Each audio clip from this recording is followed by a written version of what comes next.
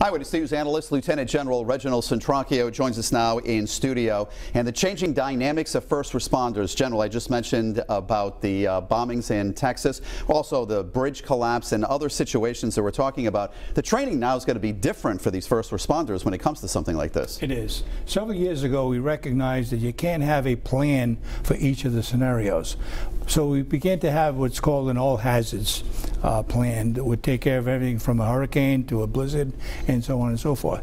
That same philosophy now goes to the actual first responder, that he or she must be trained to be not only a firefighter, a police officer, EMS personnel, but they have to do multiple tasks at the same time. So even in that bridge collapse, it's not search and rescue either, right? Right. There's extraction, recovery, and so on and so forth. So it's a multifaceted training curriculum that has to be changed for us to meet the changing needs from time to time, as we have seen over the last several years. What about the terrorist attacks in 9/11? What has changed for first responders when you're looking at something like that? Once again, the same thing. You know, we initially looked at terrorism to be maybe once in a lifetime thing with the Twin Towers going down, but as we see over the last bunch of years, more and more of that's happening in a different way. So first responders, a police officer responds not only to enforce the law, but to deal with other collateral consequences of that, and as well as a firefighter. We just seem to be in a cycle for natural disasters. What's different when you were head of EMS to EMA, I should say, to today?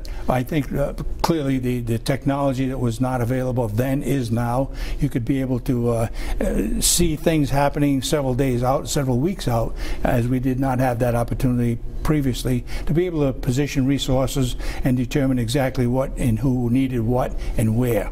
And obviously finances come into play here when you think about it. Tremendous impact on the municipalities to make sure that they can have trained personnel, enough personnel, and to be able to do it more often than normal. All right, General, as always, thank you for your thoughts.